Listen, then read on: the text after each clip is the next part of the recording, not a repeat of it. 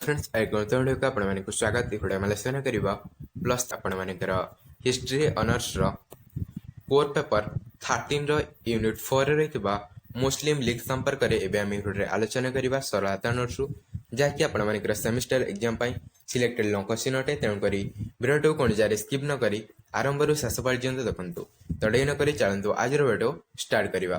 तो प्रश्न रही मुस्लिम लीग संपर्क में आलोचना कर। तो उत्तर आप लिखे प्रथम इंट्रोडक्शन उपक्रम इंट्रोडक्शन लिखे भारतीय जातीय कांग्रेस थिला हिंदू मानकर राजनैतिक संगठन। यह व्यतीत भारत में उभय हिंदू और मुस्लिम माने रही। सर्वप्रथमे सर सैयद अहमद खां मुस्लिम मानक उन्नति आनी। परवर्ती समय मुस्लिम माने भाविले जे जदि इंग्रज माने भारत छाड़ी पलाइबे तेबे हिंदू माने भारत में राज करेंगे एवं मुस्लिम मानक अवस्था अत्यंत शोचनीय हो सेमाने भाविले। तेणु मुस्लिम मानकर स्वार्थ रक्षा एवं उन्नति पाई नवाब सलीमुल्लाहଙ୍କ नेतृत्व ढाका ठारे मुस्लिम लीग गठन होइतिला। यार जनक रूपे सलीमुल्लाह परिचित अटंती एवं एही लीग रो प्रथम सभापति थिले ओघा खान।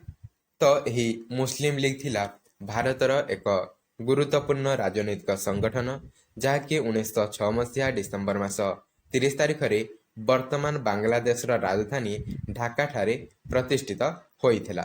एही दलर गठन रे ढाकार नवाब ख्वाजा सलीमुल्लाह, आगा खान, नवाब महसिन उल मुल्क एवं नवाब बकार उल मुल्क मुख्य भूमिका ग्रहण करथिले एवं एही मुस्लिम लीग गठनर मुख्य उद्देश्य थिला भारत रे मुस्लिम संप्रदायर अधिकार सुरक्षा करवा एवं सेमानिकर राजनैतिक स्वार्थ को रक्षा करवा एवं ब्रिटिश सरकार निकट में मुसलमान संप्रदायर दाबी गुड़ी को रखा और ब्रिटिश सरकार प्रति विश्वस्तता भाव बजाय रखा यही सब उद्देश्य को नहीं मुस्लिम लीग गठित होइथिला। आरंभर मुस्लिम लीग ब्रिटिश सरकार सहयोग करुथिला किंतु परे यह भारत रे मुस्लिम मानक पई पृथक राष्ट्र गठन करने को दाबी उठाइथिला। यहाकू अधिक शक्तिशाली करथिले मोहम्मद अली जिन्ना। से 1913 मसीह मुस्लिम लीग रे जोग देइथिले। तांकरे नेतृत्व रे मुस्लिम लीग 1940 मसीह लाहौर प्रस्ताव देइथिला जेउथरे कि पृथक मुस्लिम राष्ट्र गठन पई दाबी होइथिला एवं 1947 मसीह भारतर विभाजन पर पाकिस्तान सृष्टि हैला एवं सेठारे एक प्रमुख दल भाव रहिला मुस्लिम लीग। तथापर देखा मुस्लिम लीग पृष्ठभूमि।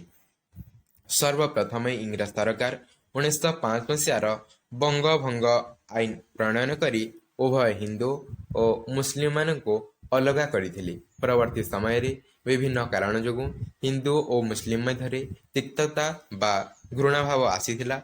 परे परे केतेक मुस्लिम नेता भाविले कि हिंदू मानकर जातीय कांग्रेस परी मुस्लिम मानकर मध्य गोटे राजनीतिक संगठन अत्यंत आवश्यक अटे। तेणु परे परे लॉर्ड मिंटों सहायतार 1906 मसीह मुस्लिम लीग गठन है। तो मुस्लिम लीग गठन पृष्ठभूमि एवं प्रतिष्ठा हेबार किछि प्रमुख कारण होछि शिक्षा एवं चाकरी रे पछरे रहिबा मुस्लिम माने। मुस्लिम लोक माने आधुनिक शिक्षा रे पछरे थिबारु सरकारी चाकरी कम पाउथिले। तेणु सैयद अहमद खां मुसलमान मानक आधुनिक शिक्षा ग्रहण करने को आलीगढ़ आंदोलन करथिले। तो आलीगढ़ आंदोलन विषय में आम आलोचना कर माने वीडियो देखि ना प्लेलिस्ट जाकि देखि नियंतु। तो आलीगढ़ आंदोलन करथिले सर सैयद अहमद खां। ताहा सहित सेमानकर भारतीय जातीय कांग्रेस प्रति द्वंद्व मध्य रहिथिला कारण मुसलमान माने भाबुथिले कांग्रेस रे हिंदू मानकर संख्या अधिक थिबारु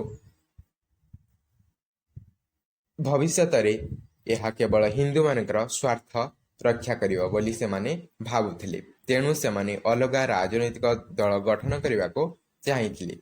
ताहा सहित ब्रिटिश सरकारंकर विभाजन शासन नीति ब्रिटिश सरकार मध्य मुसलमान एवं हिंदू मानक मध्य विभाजन चाहूले जार एक प्रमुख उदाहरण होची ब्रिटिश सरकारंकर बंगभंग आईन जहाँकि सांप्रदायिकतावाद सृष्टि करथिला बंगभंग आईन। ता सहित 1906 मसीहा अक्टोबर 1 तारिख में आगा खान नेतृत्व में 35 जन लॉर्ड मिंटों को साक्षात करथिले सिमला ठारे एवं सेठारे से मिंटों को दाबी जणाइथिले जे ମୁସଲମାନ ମାନଙ୍କ ପାଇଁ ସ୍ୱତନ୍ତ୍ର ନିର୍ବାଚନ ମଣ୍ଡଳୀ, ଚାକିରି ସଂରକ୍ଷଣ ଆଦି ବ୍ୟବସ୍ଥା ରହିବା ଦରକାର ବୋଲି ସେ ଦାବି ଜଣାଇଥିଲେ ସେମାନେ। ଏହାର ଫଳସ୍ୱରୂପ 1906 ମସିହା ଡିସେମ୍ବର ମାସ 30 ତାରିଖରେ ବର୍ତ୍ତମାନ ବାଂଲାଦେଶର ରାଜଧାନୀ ଢାକାଠାରେ ଏହି ମୁସଲିମ ଲିଗର ଗଠନ ହୋଇଥିଲା। ତାପରେ ଏବେ ଆମେ ଦେଖିବା ମୁସଲିମ ଲିଗର ଜନ୍ମ। ମୁସଲିମ ନେତାମାନେ ମିଳିତ ହୋଇ ଲର୍ଡ ମିଣ୍ଟୋଙ୍କୁ ସିମଲାଠାରେ ଭେଟିଥିଲେ ଓ ମୁସଲିମ ଲିଗ ଗଠନ ପାଇଁ ମତ ଦେଇଥିଲେ। ସେହି କଥାରେ ଲର୍ଡ ମିଣ୍ଟୋ ମଧ୍ୟ ରାଜି ହୋଇଥିଲେ, କାରଣ ତାଙ୍କର ମଧ୍ୟ ସ୍ୱାର୍ଥ ରହିଥିଲା। ଏହିପରି ଭାବରେ ସଲିମୁଲ୍ଲାଙ୍କ ଦ୍ୱାରା 1906 ମସିହା ଡିସେମ୍ବର ମାସ 30 ତାରିଖରେ ମୁସଲିମ ଲିଗ ଗଠନ ହୋଇଥିଲା। ସଲିମୁଲ୍ଲା ଥିଲେ ଢାକାର ନବାବ। ସେ ଢାକାଠାରେ ସଭା ଆୟୋଜନ କରି କହିଥିଲେ ଯେ ମୁସଲିମ ଲିଗ ସଂଗଠନ ମାଧ୍ୟମରେ ମୁସଲମାନ ମାନଙ୍କର ସ୍ୱାର୍ଥ ରକ୍ଷା ହେବ ଓ ଉନ୍ନତି ହେବ। ଏହିପରି ଭାବରେ ମୁସଲିମ ଲିଗର ଜନ୍ମ ହୋଇଥିଲା। ତ ଭାରତରେ ବ୍ରିଟିଶ ମାନଙ୍କର ଶାସନ ଚାଲିଥିବା ସମୟରେ ମୁସଲମାନ ମାନେ ନିଜର ରାଜନୈତିକ ସୁରକ୍ଷା ପାଇଁ ଏକ ରାଜନୈତିକ ସଂଗଠନର ଆବଶ୍ୟକତା ଚାହୁଁଥିଲେ ଏବଂ ସେହି ଆବଶ୍ୟକତାରୁ ମୁସଲିମ ଲିଗର ସୃଷ୍ଟି ବା ଜନ୍ମ ହୋଇଥିଲା। ବିଶେଷ କରି ସେ ସମୟରେ ଭାରତୀୟ ଜାତୀୟ କଂଗ୍ରେସ ଦେଶର ସ୍ୱାଧୀନତା ଆନ୍ଦୋଳନର ନେତୃତ୍ୱ ନେଇଥିଲା। ତେଣୁକରି ଦେଶ ସ୍ୱାଧୀନ ହୋଇଗଲେ ଭାରତୀୟ ଜାତୀୟ କଂଗ୍ରେସ କେବଳ ହିନ୍ଦୁମାନଙ୍କୁ ଗୁରୁତ୍ୱ ଦେବ ବୋଲି ମୁସଲମାନମାନେ ଭାବିଲେ ଏବଂ ଦେଶରେ ସେମାନଙ୍କର ପ୍ରଭାବ ରହିବ ହିନ୍ଦୁମାନଙ୍କର ବୋଲି ସେମାନେ ଭାବିଲେ। ତେଣୁକରି ସେମାନେ ମୁସଲିମ ଲିଗ ଗଠନ କରିବାକୁ ଚାହିଁଲେ ଏବଂ ଏହାପରେ 1906 ମସିହା ଡିସେମ୍ବର ମାସ 30 ତାରିଖରେ ଢାକାଠାରେ ମୁସଲିମ ଲିଗର ପ୍ରତିଷ୍ଠା ହୋଇଥିଲା। ତାପରେ ହେଉଛି ମୁସଲିମ ଲିଗର ନେତାବୃନ୍ଦ। ମୁସଲିମ ଲିଗର ନେତାବୃନ୍ଦ ତ ମୁସଲିମ ଲିଗର ନେତାମାନେ ହେଲେ ମୌଲାନା ମହମ୍ମଦ ଅଲି, ମୌଲାନା ମଜହର ଉଲ୍ ହକ, ସୟଦ ୱାଜିଦ ହୋସେନ, ହାସିନ ଇମାମ ଓ ମହମ୍ମଦ ଅଲି ଜିନ୍ନା। ଏମାନେ ସବୁ ହେଉଛନ୍ତି ମୁସଲିମ ଲିଗର ପ୍ରମୁଖ ନେତାବୃନ୍ଦ। ତାପରେ ଏବେ ଆମେ ଦେଖିବା ମୁସଲିମ ଲିଗର ଲକ୍ଷ୍ୟ ବା ଉଦ୍ଦେଶ୍ୟ। ତ ପ୍ରଥମତଃ ହେଉଛି ମୁସଲମାନ ମାନଙ୍କର ସ୍ୱାର୍ଥ ରକ୍ଷା କରିବା ଏବଂ ତାଙ୍କର ଉନ୍ନତି କରିବା, ମୁସଲମାନ ମାନଙ୍କର ସମସ୍ତ ଦାବି ପୂରଣ କରିବା, ବ୍ରିଟିଶ ସରକାର ପ୍ରତି ମୁସଲମାନ ମାନଙ୍କ ମନରେ ଆନୁଗତ୍ୟ ମନୋଭାବ ସୃଷ୍ଟି କରିବା। ତ ଏହି ମୁସଲିମ ଲିଗର କିଛି ମୁଖ୍ୟ ଉଦ୍ଦେଶ୍ୟ ବା କିଛି ମୁଖ୍ୟ ଲକ୍ଷ୍ୟ ରହିଥିଲା, ଯଥା ପ୍ରଥମତଃ ହେଉଛି ମୁସଲମାନ ମାନଙ୍କର ରାଜନୈତିକ ଅଧିକାରକୁ ସୁରକ୍ଷା ଦେବା। ଏହି ସମୟରେ ଭାରତରେ ମୁସଲମାନ ମାନେ ନିଜକୁ ରାଜନୀତି କ୍ଷେତ୍ରରେ ପଛୁଆ ଅଛନ୍ତି ବୋଲି ଭାବୁଥିଲେ। ତେଣୁକରି ସେମାନେ ନିଜ ପାଇଁ ଅଲଗା ନିର୍ବାଚନ ବ୍ୟବସ୍ଥା ବା ଅଲଗା ନିର୍ବାଚନ ମଣ୍ଡଳୀ ପାଇଁ ସେମାନେ ଦାବି କରୁଥିଲେ। ତାପରେ ହେଉଛି ଶିକ୍ଷିତ ମୁସଲମାନ ଯୁବକମାନଙ୍କ ପାଇଁ ସରକାରୀ ଚାକିରି କ୍ଷେତ୍ରରେ ସ୍ଥାନ ସଂରକ୍ଷଣ ସେମାନେ ଚାହୁଁଥିଲେ ଏବଂ ଆରମ୍ଭରେ ମୁସଲିମ ଲିଗ ବ୍ରିଟିଶ ସରକାର ପ୍ରତି ବିଶ୍ୱାସୀ ରହିଥିଲା। ତେଣୁ ସେମାନଙ୍କର ସହଯୋଗରେ ନିଜର ଅଧିକାର ହାସଲ କରିବାକୁ ମୁସଲମାନ ମାନେ ଚାହୁଁଥିଲେ। ବ୍ରିଟିଶ ମାନଙ୍କ ସହିତ ମିଶି ନିଜର ଲକ୍ଷ୍ୟ ହାସଲ କରିବାକୁ ସେମାନେ ଚାହୁଁଥିଲେ। ତାପରେ ତାଙ୍କର ଉଦ୍ଦେଶ୍ୟ ହେଉଛି, ପ୍ରଥମେ ଏହିସବୁ ଲକ୍ଷ୍ୟ ରହିଥିଲା ମୁସଲିମ ଲିଗର, କିନ୍ତୁ ପରବର୍ତ୍ତୀ ସମୟରେ ଏହାର ମୁଖ୍ୟ ଲକ୍ଷ୍ୟ ହେଲା ଏକ ସ୍ୱତନ୍ତ୍ର ମୁସଲମାନ ରାଷ୍ଟ୍ର ଗଠନ କରିବା, ଯାହାଫଳରେ କି ଅଲି ଜିନ୍ନାଙ୍କ ନେତୃତ୍ୱରେ ମୁସଲିମ ଲିଗ ପାକିସ୍ତାନ ସୃଷ୍ଟି କରିବା ପାଇଁ ଦାବି କଲା ଏବଂ ଶେଷରେ ଭାରତ ବିଭାଜିତ ହୋଇ ପାକିସ୍ତାନ ରାଷ୍ଟ୍ର ଗଠନ ହେଲା। ତାପରେ ହେଉଛି ଜାଣନ୍ତୁ ମୁସଲିମ ଲିଗର କାର୍ଯ୍ୟକ୍ରମ। କ'ଣ ସବୁ କାର୍ଯ୍ୟକ୍ରମ ରହିଥିଲା? ତ ମୁସଲିମ ଲିଗ ଗଠନ ହେବା ପରେ ସେ ବିଭିନ୍ନ କାର୍ଯ୍ୟକ୍ରମ କରିଥିଲା। ମୁସଲିମ ଲିଗର ପ୍ରଥମ ଅଧିବେଶନ 1907 ମସିହାରେ ଡିସେମ୍ବର 29 ତାରିଖରେ କରାଚିଠାରେ ବସିଥିଲା। ଏହି ଅଧିବେଶନରେ ସଭାପତି ହେଲେ ଅଗା ଖାନ। ତାପରେ ହେଉଛି ପୃଥକ ନିର୍ବାଚନ ମଣ୍ଡଳୀ ଗଠନ। ତାଙ୍କର କାର୍ଯ୍ୟକ୍ରମ ଥିଲା କ'ଣ ନା ପୃଥକ ନିର୍ବାଚନ ମଣ୍ଡଳୀ ଗଠନ। ମୁସଲିମ ଲିଗର ସର୍ବଶ୍ରେଷ୍ଠ କୃତିତ୍ୱ ଥିଲା ପୃଥକ ନିର୍ବାଚନ ମଣ୍ଡଳୀ ଗଠନ କରିବା। ମୁସଲିମ ଲିଗର ନେତାମାନେ ମିଳିତ ହୋଇ 1906 ମସିହାରେ ସିମଲାଠାରେ ଲର୍ଡ ମିଣ୍ଟୋଙ୍କୁ ସାକ୍ଷାତ କରିଥିଲେ ଏବଂ ଅଲଗା ନିର୍ବାଚନ ମଣ୍ଡଳୀ ଗଠନ କରିବା ପାଇଁ ସେମାନେ ନିବେଦନ ମଧ୍ୟ କରିଥିଲେ। ପରବର୍ତ୍ତୀ ସମୟରେ ଅର୍ଥାତ୍ 1909 ମସିହାରେ ମଲ୍ଲେ ମିଣ୍ଟୋ ଶାସନ ସଂସ୍କାର ଆଇନ ପ୍ରଣୟନ କରିଥିଲେ। ଏହା ମଲ୍ଲେ ମିଣ୍ଟୋ ଶାସନ ସଂସ୍କାର ଆଇନ ରୂପେ ପରିଚିତ। ଏହି ଆଇନରେ ମୁସଲମାନ ମାନଙ୍କ ପାଇଁ ଏକ ପୃଥକ ନିର୍ବାଚନ ମଣ୍ଡଳୀର ଗଠନ କରାଯାଇଥିଲା, ଯାହାଦ୍ୱାରା ଏବେ ମୁସଲିମ ଓ ହିନ୍ଦୁମାନେ ଅଲଗା ଅଲଗା ଭୋଟ ଦେବେ। ଏହି ଆଇନ ଦ୍ୱାରା 6,20,00,000 ମୁସଲିମ ହିନ୍ଦୁମାନଙ୍କ ଠାରୁ ପୃଥକ ହୋଇଥିଲେ ବା ଅଲଗା ହୋଇଥିଲେ। ତ ମୁସଲିମ ଲିଗର ଏକ ମୁଖ୍ୟ କାର୍ଯ୍ୟକ୍ରମ ଥିଲା କ'ଣ ନା ଭାରତରେ ମୁସଲମାନ ମାନଙ୍କ ପାଇଁ ଏକ ପୃଥକ ନିର୍ବାଚନ ମଣ୍ଡଳୀ ଗଠନ କରିବା। ଯେହେତୁ ଭାରତରେ ହିନ୍ଦୁମାନଙ୍କର ସଂଖ୍ୟା ଅଧିକ ଥିଲା, ଯଦି ସାଧାରଣ ନିର୍ବାଚନ ବ୍ୟବସ୍ଥା ରହିବ ଯଦି ସାଧାରଣ ନିର୍ବାଚନ ବ୍ୟବସ୍ଥା ରହିବ ତେବେ ମୁସଲମାନ ମାନେ ରାଜନୀତି କ୍ଷେତ୍ରରେ ପଛରେ ପଡ଼ିଯିବେ ବୋଲି ସେମାନେ ଭାବୁଥିଲେ।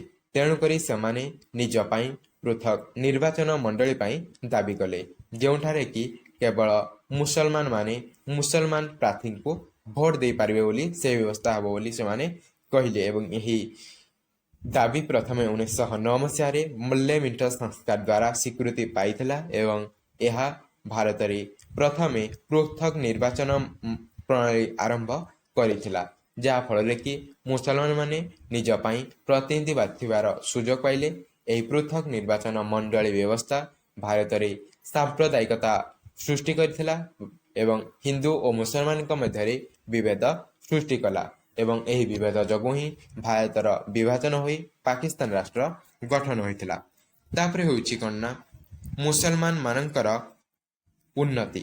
ମୁସଲିମ ଲିଗ ମୁସଲମାନମାନଙ୍କର ସ୍ୱାର୍ଥ ରକ୍ଷା କରିଥିଲା ଓ ମୁସଲମାନ ମାନଙ୍କର ଉନ୍ନତି ମଧ୍ୟ ଆଣିଥିଲା। ମୁସଲମାନ ମାନଙ୍କର ଉନ୍ନତି ପାଇଁ ସର୍ବଦା ମୁସଲିମ ଲିଗ ଚେଷ୍ଟିତ ଥିଲା।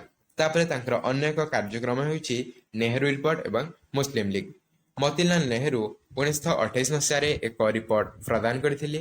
ଏହି ରିପୋର୍ଟଟି ମୁସଲମାନ ମାନଙ୍କର ପୃଥକ ନିର୍ବାଚନ ମଣ୍ଡଳୀକୁ ପ୍ରତ୍ୟାଖ୍ୟାନ କରିଥିଲା, ଯାହାଫଳରେ ମୁସଲିମ ଲିଗର ନେତାମାନେ ଯଥା ଅଗା ଖାନ, ଅଲି ଭ୍ରାତୃଦ୍ୱୟ ଏବଂ ମହମ୍ମଦ ଅଲି ଜିନ୍ନା ଏହି ରିପୋର୍ଟକୁ ବିରୋଧ କରିଥିଲେ ଏବଂ 1929 ମସିହାରେ ହୋଇଥିବା ଅଧିବେଶନରେ ଜିନ୍ନା ନେହେରୁ ରିପୋର୍ଟକୁ ପ୍ରତ୍ୟାଖ୍ୟାନ କରିଥିଲେ ଏବଂ 1928 ମସିହାରେ ଆସିଥିବା ସାଇମନ କମିଶନ ମଧ୍ୟ ଏହି ପୃଥକ ନିର୍ବାଚନ ମଣ୍ଡଳୀକୁ ପ୍ରତ୍ୟାଖ୍ୟାନ କରିଥିଲା, ଯାହାଦ୍ୱାରା ମୁସଲିମ ଲିଗ ମଧ୍ୟ ସାଇମନ କମିଶନକୁ ପ୍ରତ୍ୟାଖ୍ୟାନ କରିଥିଲା। ତ 1928 ମସିହାରେ ମତିଲାଲ ନେହେରୁଙ୍କ ଅଧ୍ୟକ୍ଷତାରେ ଏକ କମିଟି ଦ୍ୱାରା ନେହେରୁ ରିପୋର୍ଟ ପ୍ରସ୍ତୁତ ହୋଇଥିଲା। 1927 ମସିହାରେ ଗଠିତ ହୋଇଥିବା ସାଇମନ କମିଶନକୁ ବିରୋଧ କରିବା ପରେ ଭାରତର ନେତାମାନେ ନିଜ ପାଇଁ ଏକ ସ୍ୱତନ୍ତ୍ର ସମ୍ବିଧାନ ପ୍ରସ୍ତୁତ କରିବା ପାଇଁ ଚାହିଁଥିଲେ। ତେଣୁ ମତିଲାଲ ନେହେରୁଙ୍କ ଅଧ୍ୟକ୍ଷତାରେ ଭାରତର ପ୍ରଥମ ସ୍ୱଦେଶୀ ସମ୍ବିଧାନ ଖସଡ଼ା ଆସିଥିଲା ଏବଂ ଏହି ନେହେରୁ ରିପୋର୍ଟର କିଛି ମୁଖ୍ୟ ଲକ୍ଷ୍ୟ ଥିଲା, ଯେପରିକି ଭାରତକୁ ସ୍ୱଶାସନ ଅଧିକାର ପ୍ରଦାନ କରିବା ଏବଂ ସଂଘୀୟ ଶାସନ ବ୍ୟବସ୍ଥା ପ୍ରତିଷ୍ଠା କରିବା। ଏଥିରେ କେନ୍ଦ୍ର ଏବଂ ପ୍ରାନ୍ତରେ ମଧ୍ୟ ଶକ୍ତି ବଣ୍ଟନ, ମୌଳିକ ଅଧିକାର ଏବଂ ଏକ ସାଧାରଣ ନିର୍ବାଚନ ବ୍ୟବସ୍ଥା ପାଇଁ ପ୍ରସ୍ତାବ ଦିଆଯାଇଥିଲା ଏହି ନେହେରୁ ରିପୋର୍ଟରେ।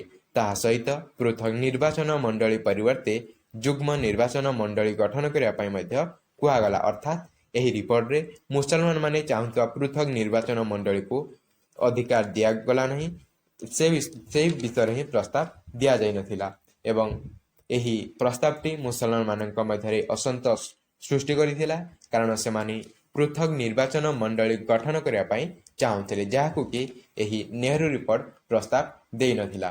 ତେଣୁକରି ନେହେରୁ ରିପୋର୍ଟକୁ ବିରୋଧ କରି ମୁସଲିମ ଲିଗର ନେତା, ଯିଏକି ତାଙ୍କର ମୁଖ୍ୟ ନେତା ଥିଲେ ଅଲି ଜିନ୍ନା, 1929 ମସିହାରେ 14 ଦଫା ଦାବିପତ୍ର ପ୍ରସ୍ତୁତ କରିଥିଲେ। ତାପରେ ଏବେ ଆମେ ଦେଖିବା ଜିନ୍ନାଙ୍କର 14 ଦଫା ଇସ୍ତାହାର। କ'ଣ ସେ 14 ଦଫା ଦାବି ରହିଥିଲା? ତ ମୁସଲିମ ଲିଗର ଏକ ସମ୍ମିଳନୀ 1928 ମସିହା ଡିସେମ୍ବର 31 ତାରିଖରେ ଦିଲ୍ଲୀଠାରେ ବସିଥିଲା। ସେମାନେ ସେଠାରେ ନେହେରୁଙ୍କ ରିପୋର୍ଟକୁ ପ୍ରତ୍ୟାଖ୍ୟାନ କରିବା ସହ ଜିନ୍ନାଙ୍କର 14 ସୂତ୍ରୀ ବା ତାଙ୍କର ଯେଉଁ 14 ଦଫା ଦାବି ଥିଲା ତାହାକୁ ସେମାନେ ଉପସ୍ଥାପନା କରିଥିଲେ। ତ କ'ଣ ସେମାନଙ୍କର 14 ଦଫା ଦାବି ଥିଲା? ନା କିଛି ତାଙ୍କର ପ୍ରମୁଖ ଦାବି ଗୁଡ଼ିକ ହେଉଛି, ପ୍ରଥମେ ହେଉଛି ସଂଘୀୟ ଶାସନ ବ୍ୟବସ୍ଥା, ଯେଉଁଠାରେ କି ପ୍ରଦେଶକୁ ଅଧିକ ଗୁରୁତ୍ୱ ବା ଅଧିକ କ୍ଷମତା ମିଳିବ ଏବଂ ଦ୍ୱିତୀୟରେ ହେଉଛି ପ୍ରାଦେଶିକ ସ୍ୱାୟତ୍ତ ଶାସନ, ସମସ୍ତ ପ୍ରଦେଶକୁ ସମାନ ଅଧିକାର ମିଳିବ ଏବଂ ତୃତୀୟରେ ହେଉଛି ସଂଖ୍ୟାଲଘୁମାନଙ୍କର ପ୍ରତିନିଧିତ୍ୱ ଏବଂ ତାପରେ ହେଉଛି କେନ୍ଦ୍ରରେ ମୁସଲିମ ପ୍ରତିନିଧିତ୍ୱ ଅତି କମ୍ରେ 1/3 ରହିବା ଉଚିତ ବୋଲି ସେମାନେ ପ୍ରସ୍ତାବ ଦେଇଥିଲେ ଏବଂ ପଞ୍ଚମ ପ୍ରସ୍ତାବ ହେଉଛି ପୃଥକ ନିର୍ବାଚନ ମଣ୍ଡଳୀ ଗଠନ କରିବା, ଅର୍ଥାତ୍ ହିନ୍ଦୁମାନଙ୍କ ପାଇଁ ଅଲଗା ନିର୍ବାଚନ ମଣ୍ଡଳୀ ଏବଂ ମୁସଲମାନଙ୍କ ପାଇଁ ଅଲଗା ନିର୍ବାଚନ ମଣ୍ଡଳୀ। ଏହିପରି ଭାବରେ ପୃଥକ ନିର୍ବାଚନ ମଣ୍ଡଳୀ ଗଠନ କରିବା ପାଇଁ ତାଙ୍କର ଯିଏ ମୁଖ୍ୟ ନେତା ଥିଲେ ଅଲି ଜିନ୍ନା, ତାଙ୍କର ପ୍ରସ୍ତାବ ଦେଇଥିଲେ ଏହି 14 ଦଫା ଦାବିରେ ଏବଂ ତାଙ୍କର ଷଷ୍ଠ ଦାବି ଥିଲା ସମସ୍ତ ଧର୍ମକୁ ପୂର୍ଣ୍ଣ ସ୍ୱାଧୀନତା ଦିଆଯାଉ ଏବଂ ତାପରେ ହେଉଛି ଧାର୍ମିକ ସ୍ୱାଧୀନତା, ସରକାରୀ ମୁସଲମାନ ମାନଙ୍କୁ ସରକାରୀ ମୁସଲମାନମାନଙ୍କୁ ଯଥେଷ୍ଟ ସୁଯୋଗ ମିଳିବ। ସରକାରୀ ଚାକିରି କ୍ଷେତ୍ରରେ ବିଶେଷ କରି ମୁସଲମାନମାନଙ୍କୁ ଅଧିକ ସୁଯୋଗ ମିଳିବ ଏବଂ ସେମାନଙ୍କ ପାଇଁ କିଛି ସ୍ଥାନ ସଂରକ୍ଷଣ ରହୁ ବୋଲି ସେମାନେ ଦାବି କରିଲେ। ଏବଂ ତାପରେ ହେଉଛି ମୁସଲିମ ସଂସ୍କୃତି, ଶିକ୍ଷା ଏବଂ ଧର୍ମର ସୁରକ୍ଷା କରାଯାଉ। ତାପରେ ହେଉଛି କେନ୍ଦ୍ର ଏବଂ ପ୍ରଦେଶରେ ମୁସଲିମ ମନ୍ତ୍ରୀଙ୍କ ଯଥାର୍ଥ ସଂଖ୍ୟା ରହିବା ଦରକାର ବୋଲି ସେମାନେ କହିଥିଲେ। ଏବଂ ଏହିପରି ଉଭୟଙ୍କ ମଧ୍ୟରେ ମତଭେଦ ଯୋଗୁଁ ହିନ୍ଦୁ ଓ ମୁସଲମାନ ଏକତାକୁ ଦୁର୍ବଳ କରିଥିଲା। ଏହିସବୁ ମତଭେଦ ଏବଂ ପରବର୍ତ୍ତୀ ସମୟରେ ଭାରତର ବିଭାଜନ ହୋଇଥିଲା ଏବଂ ଭାରତର ବିଭାଜନ ପରେ ଏକ ସ୍ୱତନ୍ତ୍ର ମୁସଲମାନ ରାଷ୍ଟ୍ର ପାକିସ୍ତାନ ଗଠନ ହୋଇଥିଲା। ତାପରେ ଏବେ ଆମେ ଦେଖିବା କଂଗ୍ରେସ ମନ୍ତ୍ରିମଣ୍ଡଳ ଏବଂ ମୁସଲିମ ଲିଗ। ଜିନ୍ନା କଂଗ୍ରେସ ଓ ମୁସଲିମ ଲିଗ ମଧ୍ୟରେ ଘୃଣାଭାବ ଆଣିଥିଲେ। ଜିନ୍ନା କହିଥିଲେ ଯେ କଂଗ୍ରେସ ତାଙ୍କ ଉପରେ ଅତ୍ୟାଚାର କରୁଅଛି, ମାତ୍ର ଏହା ସମ୍ପୂର୍ଣ୍ଣ ମିଛ ଥିଲା। ତାପରେ ଶେଷରେ ଆପଣ ଲେଖିବେ କନକ୍ଲୁଜନ ବା ଉପସଂହାର। କନକ୍ଲୁଜନରେ ଲେଖିବେ ଉପରୋକ୍ତ ଆଲୋଚନାରୁ ଆମେ ଏହା ଜାଣିଲେ ଯେ ମୁସଲିମ ମାନେ ନିଜ ଜାତିର ସ୍ୱାର୍ଥ ରକ୍ଷା ଏବଂ ଉନ୍ନତି ପାଇଁ ମୁସଲିମ ଲିଗ ଗଠନ କରିଥିଲେ। ସଲିମୁଲ୍ଲାହ ହେଲେ ମୁସଲିମ ଲିଗର ପ୍ରତିଷ୍ଠାତା ଏବଂ ମୁସଲିମ ଲିଗର ପ୍ରମୁଖ ନେତା ହେଉଛନ୍ତି କିଏ ନା ଏକ ପ୍ରମୁଖ ନେତା ହେଉଛନ୍ତି ଅଲି ଜିନ୍ନା। ତ ଏହା ଥିଲା ଆପଣମାନଙ୍କର ମୁସଲିମ ଲିଗ ବିଷୟରେ, ଯାହାକି ଆପଣମାନଙ୍କର କୋର ପେପର 13ର ୟୁନିଟ୍ 4ରେ ରହିଛି। ତ ଏହି ପ୍ରଶ୍ନ ଆପଣମାନଙ୍କର ସେମିଷ୍ଟର ଏକ୍ଜାମ ପାଇଁ ସିଲେକ୍ଟେଡ ଲଙ୍ଗ କ୍ୱେଶ୍ଚିନ୍ ଅଟେ। ତେଣୁକରି ଆପଣମାନେ ଏହି ପ୍ରଶ୍ନର ଉତ୍ତରକୁ ଭଲ ଭାବରେ ପ୍ରାକ୍ଟିସ କରିବେ। ତ ଯଦି ଭିଡ଼ିଓଟି ଭଲ ଲାଗିଲା ଭିଡ଼ିଓଟି ଲାଇକ୍ ଦେବେ ଏବଂ ସାଙ୍ଗସାଥୀମାନଙ୍କ ସହ ଅଧିକରୁ ଅଧିକ ମାତ୍ରାରେ ସେୟାର କରିବେ। ତ ଦେଖା ହେବା ଆଉ ଏକ ନୂତନ ଭିଡ଼ିଓରେ। ସେ ପର୍ଯ୍ୟନ୍ତ ଜୟ ଜଗନ୍ନାଥ।